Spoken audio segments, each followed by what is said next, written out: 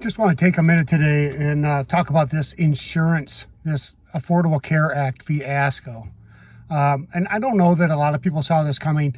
I'm going to be completely honest with you. I had no idea that we were subsidizing this program and basically through our taxes paying 80-90% of the bill.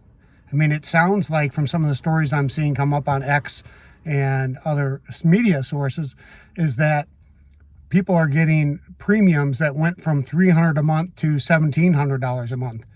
Now, I can tell you it was a situation that my wife and I considered, and I know a lot of people that are part of the FIRE movement that used the Affordable Care Act to be able to afford insurance. That was the whole point. However, I don't think they realized that the reason that it was affordable is because the government was subsidizing it so much. And now here we are. We have this huge tax burden, and certain members or a certain side of the House okay, let's just be honest, the Democrats don't want to pass any continuing resolution without some funding for the Affordable Care Act and et cetera. The problem is that nobody wants that. I don't think any of us really knew that was going on, because if we did, we'd be saying no a long time ago. And when they had control of the House and the Senate and the presidency, they didn't fix it either. And they knew these things were happening.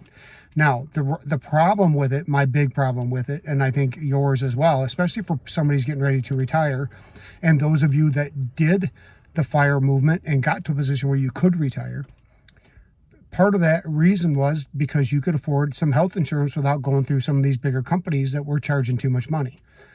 Now it turns out that because of subsidies, you should have been paying more, and maybe you wouldn't have been able to afford to go out as early. I don't know for sure. However, you didn't know the true cost, and that's the problem when you use subsidies for something like healthcare. The same thing happens with Medicare and Medicaid. They're also government-funded healthcare situations. One of them is where you pay in to buy Part A, B, C's, whatever it is. Again, I'm no expert on these things. I'm just my research and what I find. So I'm not giving any kind of advice. I'm just sharing my opinion.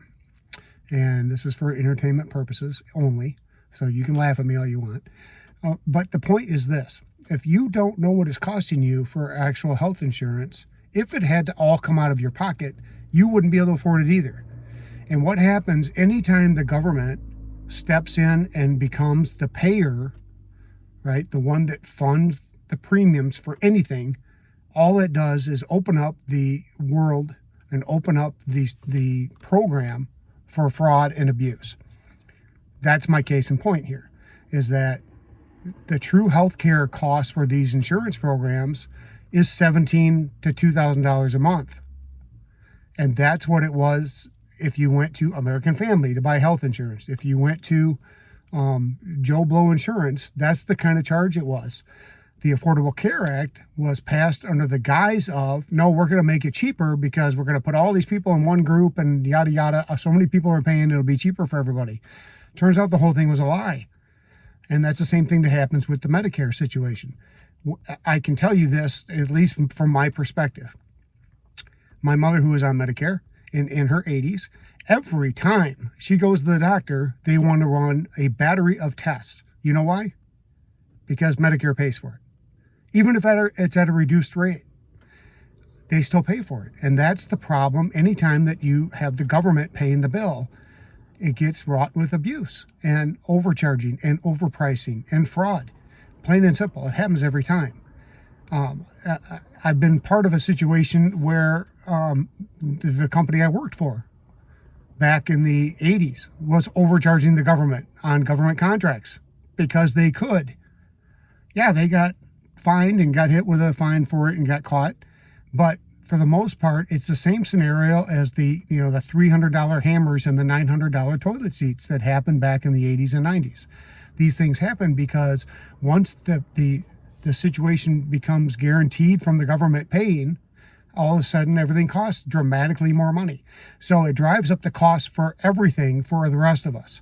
So that's the reason most of the companies nowadays have gone to these high deductible plans because they can't afford to offset the cost of the insurance for you, because of the cost of it has gone up so much because of things like Affordable Care Act and price gouging.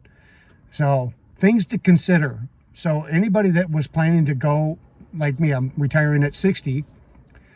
Thankfully for myself, I can be on my wife's plan. She's going to work for a few more years. If you can't do that and you were hoping to use the Affordable Care Act to buy affordable insurance until you qualify for Medicaid or Medicare, good luck.